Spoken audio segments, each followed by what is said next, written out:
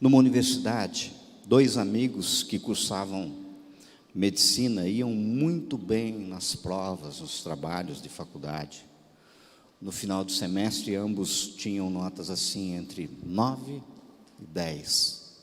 Havia uma prova final, curso de Química, mas a dupla estava tão confiante nas suas notas que eles resolveram passar um final de semana refestejando com os amigos numa outra cidade. A festa foi grande e também a ressaca do dia seguinte. Ambos dormiram até tarde e chegaram atrasados na universidade na segunda, dia da prova final. Ao invés de tentar fazer o exame, a dupla procurou o professor depois de uma história que eles inventaram. Os dois afirmaram que o carro teve um problema de um pneu furado e ficaram sem pneu de reserva. Segundo eles, demorou para consertar o pneu e isso resultou no atraso dele para a data da prova. O professor considerou a história dos dois e concordou que daria uma segunda chance de fazer a prova no dia seguinte. Ambos estudaram a noite toda e foram para o exame do dia seguinte. O professor colocou em salas separadas e o entregou o exame. Quando começaram o exame, perceberam que a primeira pergunta era uma questão fácil e valia 5 pontos.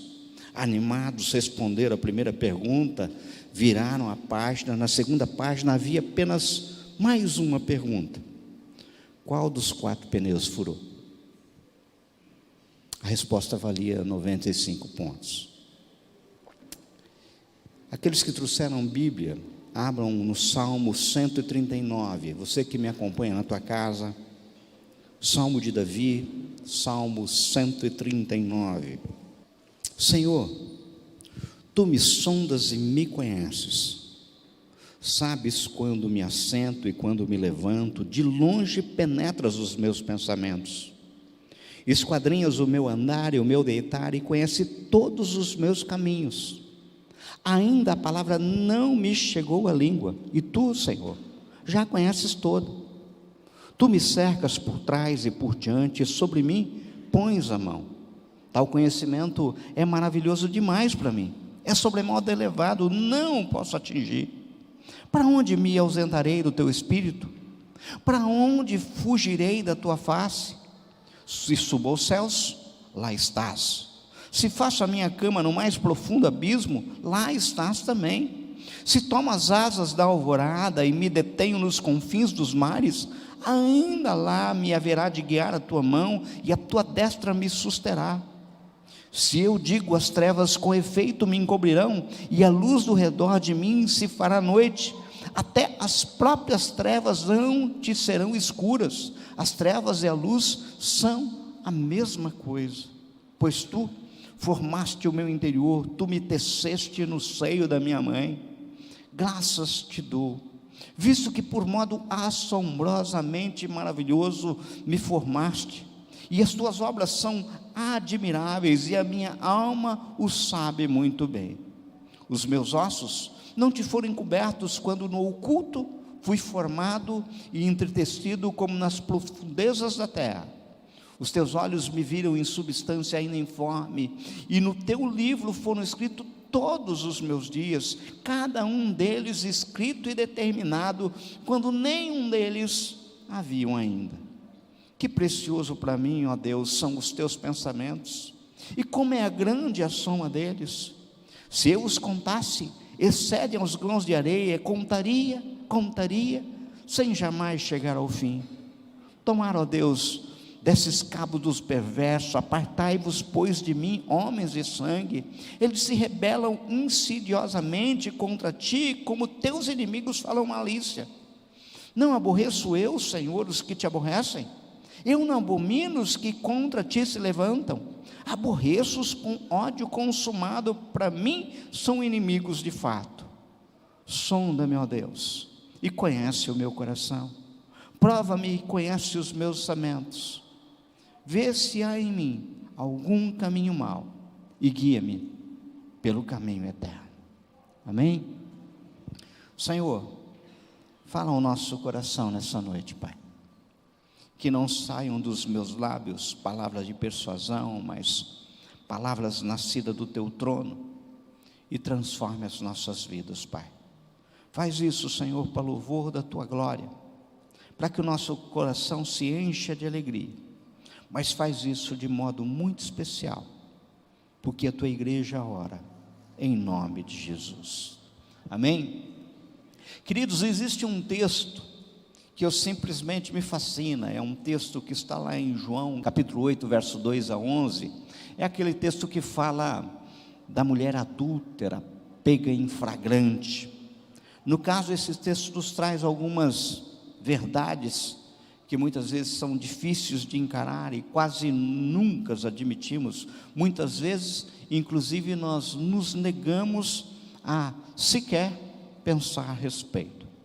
A principal verdade, talvez, é entendermos que se lei é lei e pecado é pecado, não importando a sua natureza e a autoria do delito, a diferença vai consistir no fato de que naquele texto de João, os escribas e fariseus, em detrimento de sua intenção hipócrita, porque eles queriam era pegar Jesus, trouxeram à presença de Jesus uma mulher surpreendida em adultério.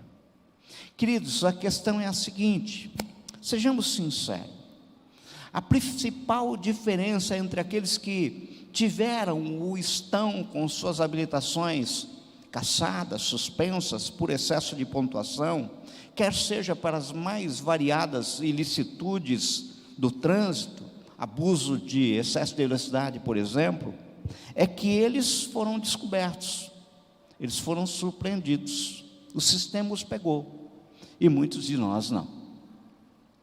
Já dizia o Marquês de Maricá, quando a consciência nos acusa, o interesse ordinariamente nos defende. Por consciência, a maioria das pessoas entende a faculdade de estabelecer julgamentos morais dos atos realizados, ou seja, tentar distinguir o bem do mal. Ela, ou seja, a consciência, atentamente sempre estará aprovando ou enchendo a gente de remorso.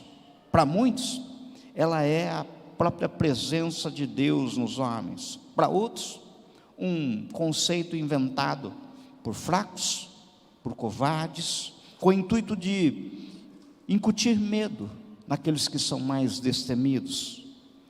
Existe aquele rotulado de sem consciência, ele jamais se preocupa com seus atos, e como nunca usa a sua consciência, afirma que tem limpa. Mas hoje eu quero chamar todos nós à consciência.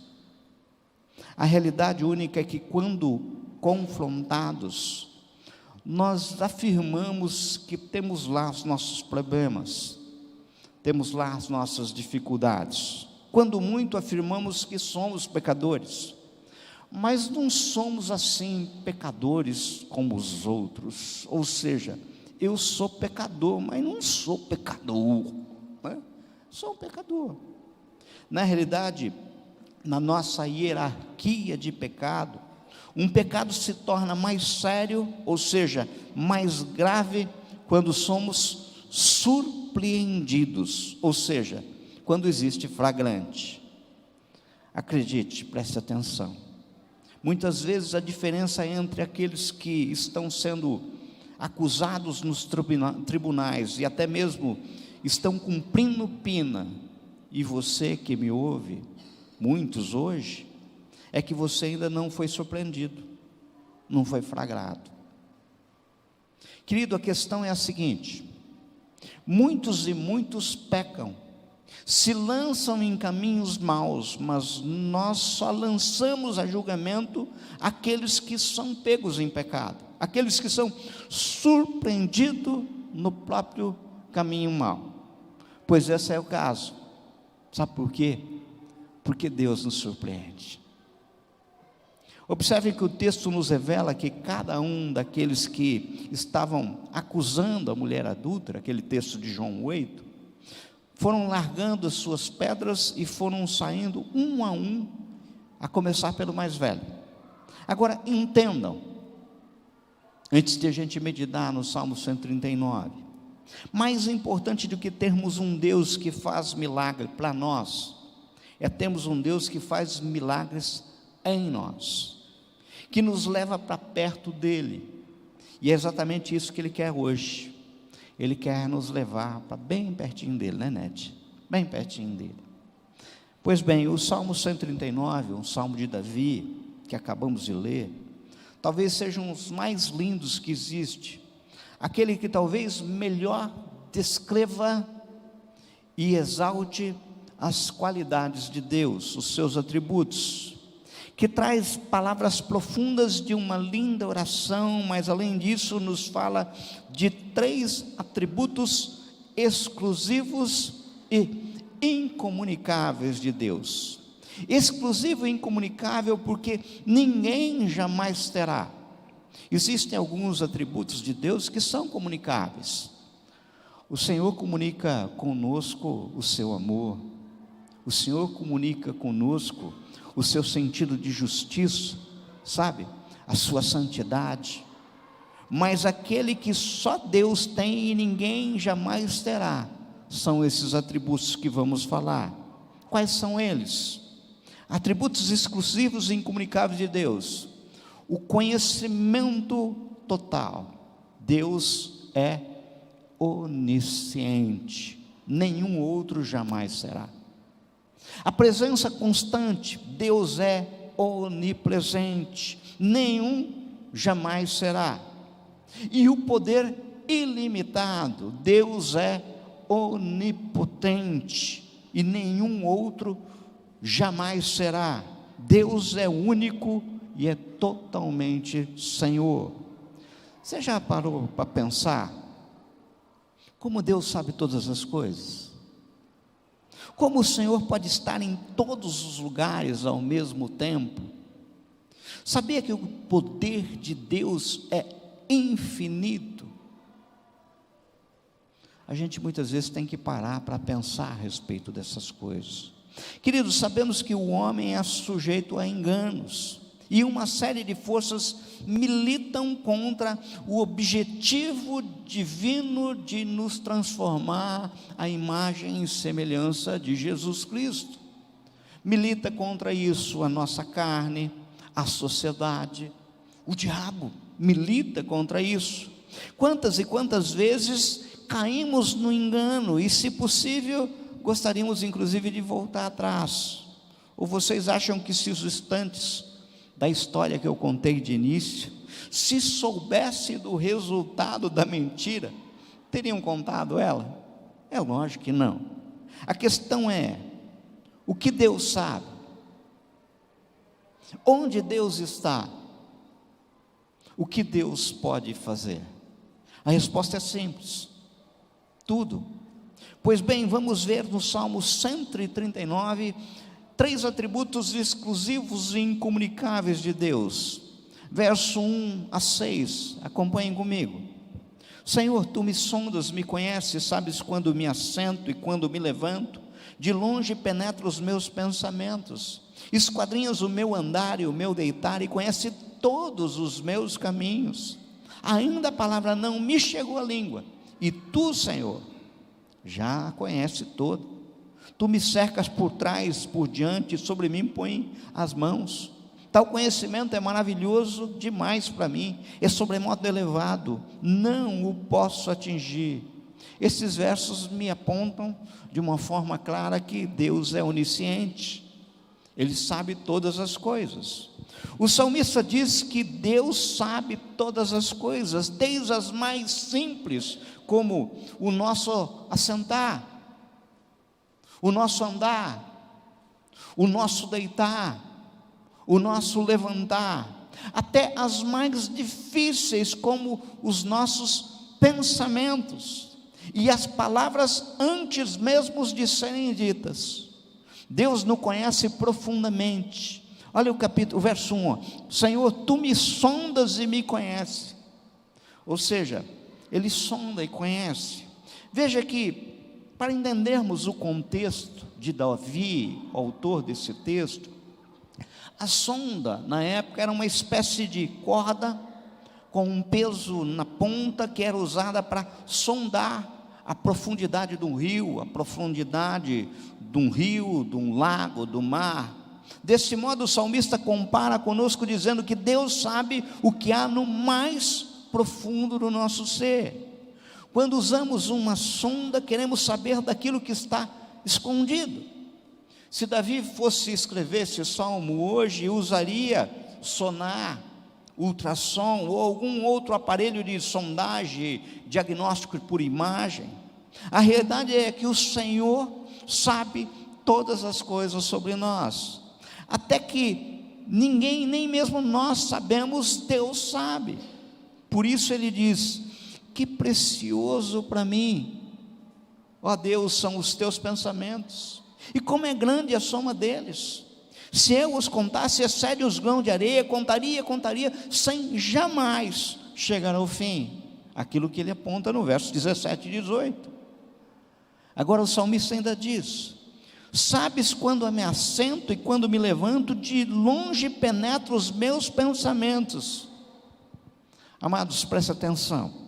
Acreditava-se que o homem possuía cerca de 10.000 pensamentos por dia. Recentemente, estudos mais modernos estimam que na realidade temos de 50 a 70 mil pensamentos por dia. Para assustar ainda mais, um estudo da Universidade Southern da Califórnia revela que a quantidade de informação, na realidade de input para os nossos pensamentos que recebemos todos os dias, equivale ao conteúdo de 174 jornais por dia. Agora, Deus conhece um por um. Deus penetra todos, absolutamente todos os nossos pensamentos, até aqueles que nos escandalizam, aqueles que a gente não confessaria nem para a gente mesmo, aquele que a nossa esposa, o nosso esposo, por mais amado que seja, a gente não tem coragem de dizer. Sabe, todas as vezes que eu penso sobre isso, eu me admiro mais e mais e penso que, bom que eu não sou Deus, pois se eu fosse um Deus e soubesse só parte dos meus pensamentos, eu teria de dificuldade de dizer para mim mesmo: eu te amo. E Deus me diz isso todo dia: eu te amo, eu te amo. O salmista diz: esquadrinha o meu andar e o meu deitar e conhece todos os meus caminhos, está no verso 3. Querido, querida, esquadrinhar é muito mais do que conhecer, é ir na profundeza, é esmiuçar, é procurar com cuidado, é saber absolutamente todos os detalhes. Não tem nada, absolutamente nada na sua vida que esteja fora do conhecimento de Deus. E convenhamos, isso chega a ser assustador. Muitas vezes achamos que podemos fechar a porta, fazer algo em secreto. Imagina que constrangedor. Vocês lembram daquele personagem Superman, dos quadrinhos? Ele tem um olhar de raio-x, né? Olha para além das mobílias, além da roupa, além da nossa pele. Que constrangedor uma situação dessa. Deus é assim, a mesma coisa. Ele tem esse tipo de olhar. Olha o verso 4. Ainda a palavra não me chegou à língua, e tu, Senhor, já a conheces todas. Queridos, dizem os estudiosos da oratória que para você falar em público, para você poder construir o raciocínio, construir uma frase, você tem que ter pelo menos 8 palavras engatilhadas, prontas, já pré-concebidas, para você formar o raciocínio. Senão você gagueja, senão você perde a linha de raciocínio.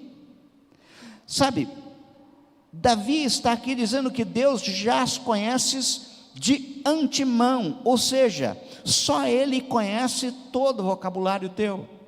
Queridos, eu estava olhando, o dicionário Aurélio, talvez o mais conhecido, apresenta cerca de 180 mil verbetes. É certo que esse número aumenta a cada nova edição, pelo que se pensarmos, o mais erudito dos homens, o mais culto dos homens, o Senhor conhece todo quanto registrado no seu intelecto, e conhece as suas palavras de antemão, que serão usadas por Ele, como serão usadas e quando serão usadas, mesmo antes de virem aos seus lábios.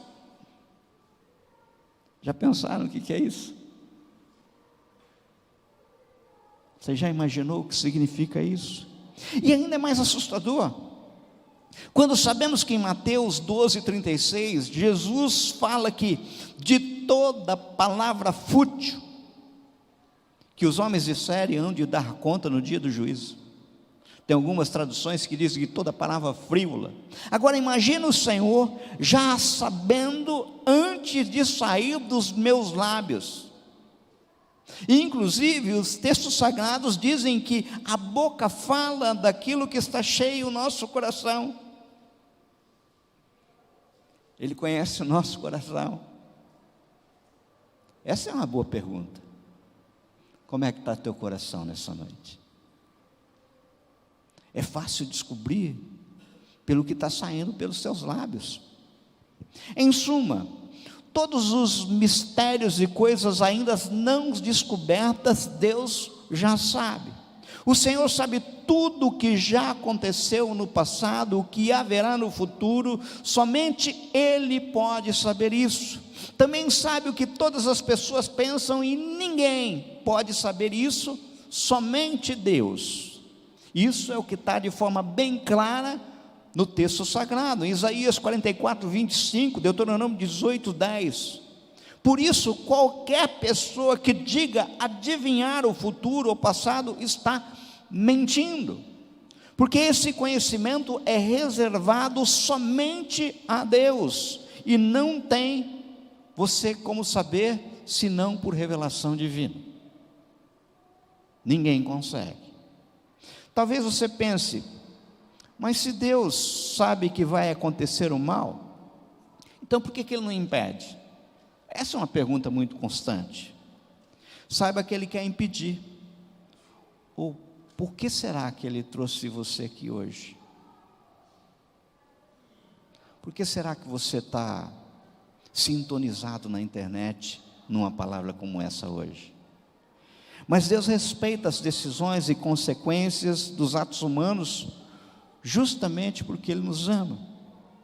Mas olha como continua o Salmo, versos 5 e 6. Tu me cercas por trás e por diante, e sobre mim pões as mãos.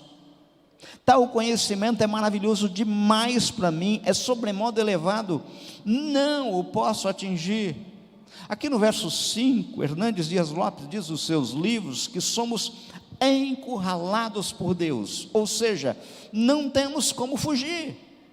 Isso é por demais maravilhoso, e não consigo entender. Isso é que está no verso 6, ou seja, o salmista está falando, reconhecendo, eu sou limitado, é demais para mim, eu não consigo.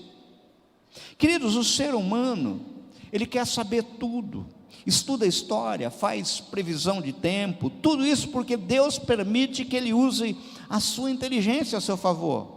Contudo, sempre, guarde isso, sempre haverá perguntas sem resposta.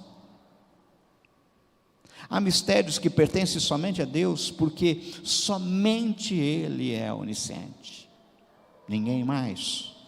Você sabia que Deus te conhece profundamente?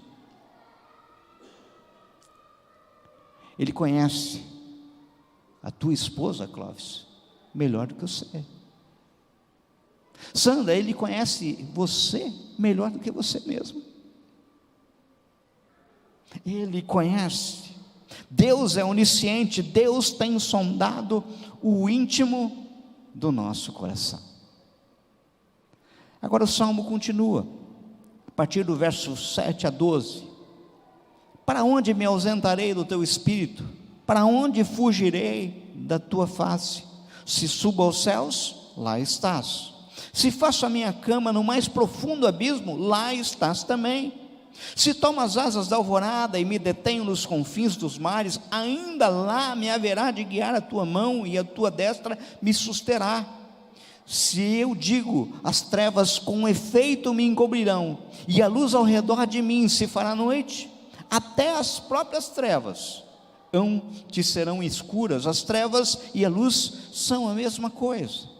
Estes versos, do verso 7 ao 12, esses versos me apontam que Deus, Ele é onipresente, Ele é onisciente, e agora Ele é onipresente, Ele está em todos os lugares. O salmista declara que Deus pode estar em todos os lugares ao mesmo tempo. Para Deus não há distância. Mesmo que eu esconda no mais profundo, sabe, no mais alto lugar, ainda lá me haverá de guiar a tua mão e a tua destra me susterá, como está no verso 10. Pelo fato de estar presente em todo lugar ao mesmo tempo, Deus pode ver tudo. O salmista ainda diz que mesmo que eu me esconda no lugar mais escuro, Deus pode ver do mesmo jeito, porque até as próprias trevas te serão escuras. As trevas e a luz são a mesma coisa, verso 12. Queridos, imaginem Davi escrevendo esses versos há cerca de 3.000 anos atrás, tentando expressar em seu conceito espacial onde Deus está. Ele diz: se eu subo aos céus, lá estás. Se eu faço a minha cama no mais profundo abismo, lá estás também. Se tomo as asas da alvorada e me detenho nos confins dos mares, tipo assim, olha, daqui para lá não tem mais nada, é o mar, fim do mundo. Veja, para Davi, o que ele cita aqui são os últimos limites imagináveis para que um homem pudesse se esconder, e ele conclui: ainda lá me haverá de guiar a tua mão e tua destra me susterá. Ou seja, o que Davi está afirmando aqui é de forma categórica, não tem como fugir de Deus. Por isso, se você está tentando fugir de Deus, porque a gente, de vez em quando, a gente fica tentando, né? Fugir de Deus.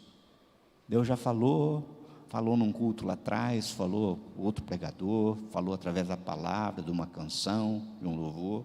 Se você está tentando fugir de Deus, eu tenho uma notícia para você: não vai dar certo.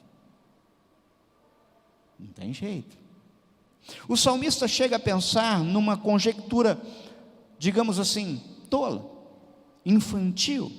Pensa em apagar a luz para não ser visto, pois ele aponta: se eu digo, as trevas com efeito me encobrirão e a luz ao redor de mim se fará noite, mas ele logo conclui: não adianta, pois até as próprias trevas não te serão escuras. As trevas e a luz são a mesma coisa para ti, Deus, não tem como. Amado, amada, quando cometemos um delito, quando cometemos um crime, geralmente nós pensamos em fugir. A gente pensa em fugir para outro país, fugir para outro continente, fugir para um lugar de preferência que não tem, inclusive, acordo de extradição com o lugar onde nós cometemos o crime. Mas com o pecado isso não adianta, pois Deus está em todos. Eu disse, todos os lugares. Vejam, queridos, o triste é quando uma pessoa está mais preocupada em não ser pega em seus pecados pelos seus pares, mas não está nem aí com Deus, sabe? Pessoas que estão preocupadas muitas vezes com reputação. Reputação é aquilo que a sociedade vê.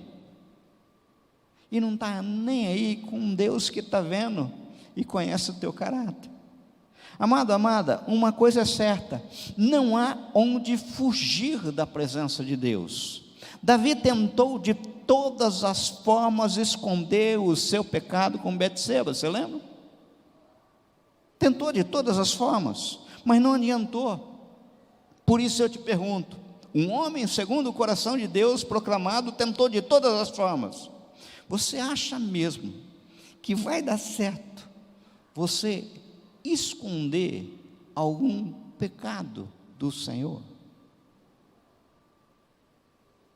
Alguma coisa oculta,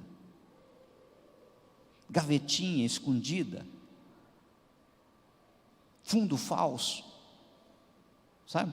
Porque de vez em quando dá a impressão que a gente fala assim: não, vou esconder num fundo falso, Deus não vai descobrir. Fundo falso, oculto. Eu lembro que eu tinha um amigo meu, na época que ele guardava dólares, e ele guardava dólares dentro de latas, né, enroladas em plástico, e enterrava no fundo do quintal. E ele tinha um mapinha onde estava enterrada aquela. Você acha que isso daí dá certo com Deus? Esconder no fundo do quintal, sabe? Ou seja, você sabia que você nunca está sozinho? Deus está sempre contigo em qualquer lugar. Agora percebam essa transição que é apontada no Salmo, onde o salmista, após apresentar toda a onisciência de Deus, a onipresença de Deus, vai nos apontar a onipresença, vai apresentar agora a onipotência. Verso 13, olha lá: pois tu formaste o meu interior, tu me teceste no seio da minha mãe. Graças te dou, visto que de modo assombrosamente maravilhoso me formaste. As tuas obras são admiráveis, e a minha alma o sabe muito bem. Os meus ossos não te foram encobertos, quando no oculto fui formado e entretecido, como nas profundezas das terras.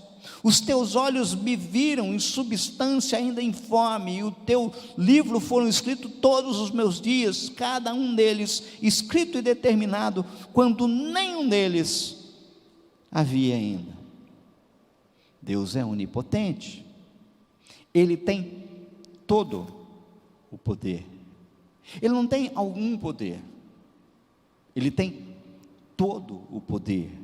O salmista declara que o poder infinito de Deus, ao dizer que Deus pode dar a vida.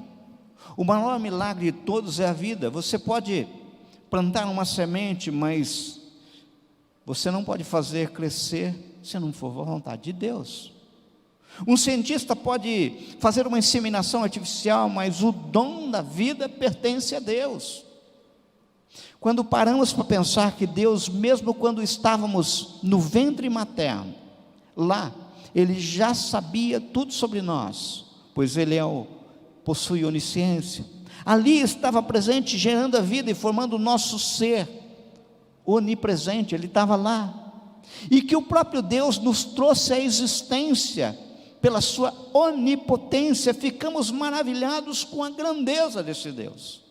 Observe que o salmista Davi aqui, há cerca de 3.000 anos, refuta de forma clara aquilo que tem sido o pano de fundo dos defensores do aborto, por exemplo. Pois no caso o feto, substância ainda informe, é tratado no Salmo como uma pessoa, não apenas como uma vida ou uma coisa qualquer. É pessoa. Existe plano. Ele planejou, Ele estava junto. Percebam, queridos, que quando Davi fala no verso 14, visto que por de modo assombrosamente maravilhoso me formaste, as tuas obras são admiráveis, ele está há 3.000 anos admirado com a grandeza da perfeição genética, da proclamação estrutural, reconhecendo que isso é divino. Existem cerca de 37 trilhões de células do corpo humano, e a ciência gatinha para tentar entendê-las, mas Davi, há 3.000 anos, já sabia que Deus poderia fazer de forma tão maravilhosa. conhecendo tudo. Você sabia que Deus pode fazer todas as coisas? Seja qual for a dificuldade, Deus tem poder. Ele é o poder. Deus sabe tudo. Deus está em todo lugar e pode todas as coisas. Verso 19 a 22 diz assim: tomara, ó Deus, desses cabo do perverso, apartai-vos, pois, de mim, homens de sangue. Eles se rebelam insidiosamente contra ti, como teus inimigos falam malícia. Não aborreço eu, Senhor, os que te aborrecem, e não abomino os que contra ti se levantam. Aborreço-os com ódio consumado, para mim são inimigos de fato. Agora, percebam que Davi, dos versos 19 ao 22 que lemos, manifesta a sua aliança com Deus, de modo que deseja-se apartar do ímpio, daquilo que é contrário a Deus, mas sabe que até para isso, ele depende do Senhor. O salmista, ele termina dizendo assim, verso 23 e 24, sonda-me, ó Deus, e conhece o meu coração, prova-me e conhece os meus pensamentos, vê se há em mim algum caminho mau, e guia-me pelos caminhos eternos. O ser humano quis, pela ciência, conhecer a terra, os mares e o ar, busca da onisciência. O ser humano também desejou andar por todo o planeta com seus veículos velozes, navegar como os peixes, voar como os pássaros, busca pela onipresença. Ou seja, ele quer dominar tudo, exercendo poder sobre tudo. Ele queria onipotência, mas somente Deus pode saber tudo, estar em todo lugar, tem todo o poder, e porque Ele é onisciente, onipresente e onipotente. O salmista aqui, ao reconhecer a grandeza dos atributos de Deus, ele demonstra assim, indignação pelas mazelas do ser humano, no versículo 19 a 22, e deseja que Deus, em seu conhecimento, presença e poder, faça justiça, dizendo: tomara, ó Deus, destes cabo do perverso. Mas eu acredito que quando ele termina de falar isso, ele cai em si e ele pensa: e eu? Queridos, a realidade é que devemos refletir bem ao pedirmos o castigo de Deus contra os perversos, pois Deus poderia perguntar: em tua casa eu começo por quem?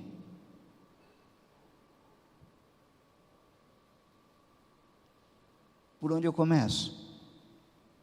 Amado, o que nos resta é só permitirmos que a sonda de Deus penetre o nosso íntimo, nos conhecendo, estando presente em nós e operando o impossível no nosso ser.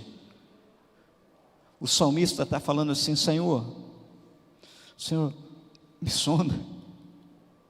Senhor, revela para mim os meus caminhos maus. Mas só não revela não. Senhor, guia-me. Imagine novamente, como no caso da história que contamos no início, um Deus que, no lugar do professor, estava na festa que os universitários participaram, onipresente, que quando os mesmos, esses universitários, contaram a mentira sobre o pneu, ele já sabia que não era verdade, não só porque estava na festa, como também porque conhece os pensamentos, ele conhece o coração, ou seja, ele não só é onipresente, como ele é onisciente, e que ele teria o direito de punir os estudantes, aliás, como fez o professor, porque ele é onipotente, mas por amor, ele resolve perdoar os universitários. Assim é nosso Deus, por amor, ele entregou seu filho. perdoa. Sabendo que mentimos, sabendo que erramos, sabendo o que nós fazemos. Eu não consigo entender Deus. Eu, no lugar dele, não me suportaria. 50, 70 mil pensamentos na minha mente todos os dias, ele conhecendo, e ainda no final do dia, ao eu deitar, eu dirijo uma oração e ele acalma minha alma dizendo: eu te amo. Como isso? Deste modo, como mais importante do que temos um Deus que faz milagre para nós, temos um Deus que faz milagres em nós, e mesmo tendo nos surpreendido em pecados, porque Ele te conhece, Ele me conhece, Ele nos conhece, Ele diz nessa noite ainda: eu te amo. Beto, eu te amo. É isso que o Senhor diz, sabe? Renan, eu te amo. Alfredo, eu te amo. O Senhor grita aos quatro cantos: seu Antônio, eu te amo. Eu te amo. Sabe? Eu proponho terminar a nossa meditação como Davi, com uma única oração, que com certeza Deus gostaria de ouvir dos seus lábios hoje. Você já pensou em quantas vezes tomou decisões ou atitudes erradas sem pensar, ou muitas vezes até pensadas, mas não guiadas? Por isso, eu queria que você fechasse seus olhos agora. Eu queria que você, fechando os olhos, olhasse e entendesse, tal qual Davi, a oportunidade que ele estava desfrutando aos pés do Salvador, Senhor absoluto, ao proclamar esse Salmo 139, sabe? Olha para você, Ele sabe tudo, Ele está em todo lugar, Ele tem todo o poder, Ele é o próprio poder. Feche os seus olhos e diga comigo: sonda-me, ó Deus, conhece o meu coração, prova-me e conhece os meus pensamentos, Senhor. Vê se há em mim algum caminho mau, Senhor, que com certeza há. Vê. Eu te dou liberdade, Senhor, eu não tenho como me esconder, eu me rendo, mas sondando-me, Senhor, me dá o diagnóstico em minhas mãos, me ensina a corrigir, guia-me pelo caminho eterno, Pai, guia-me pelo caminho eterno, Senhor. Por misericórdia, guia-me pelo caminho eterno, Senhor. Pai, ouve, Senhor, a tua igreja nessa oração, nessa noite, Senhor. Guia-nos pelo caminho eterno. Pai querido, Pai amado, a sociedade tem se escondido de Ti, Senhor. Como são tolos, como são tolos, brincam como aquela criança que esconde o rosto, e brinca de esconde, e acha que vai passar despercebido. Como são tolos, Senhor. Nós quantas e quantas vezes nos comportamos assim, infantis, tolamente. Pai, que nós tenhamos nesse Salmo de Davi um direcionamento para nós, e que nós possamos, Senhor meu Pai, ver um Deus que nos prova, que conhece os nossos pensamentos, que mostra-nos os caminhos maus, mas principalmente, Senhor, um Deus que por graça, por pura misericórdia, nos oferece um caminho eterno. E o Senhor já ofereceu isso naquela cruz. Basta, Senhor meu Pai, a gente ser guiado por Ti, e por isso nós precisamos do Teu Santo Espírito. Nós oramos, Pai, em nome de Jesus. Amém?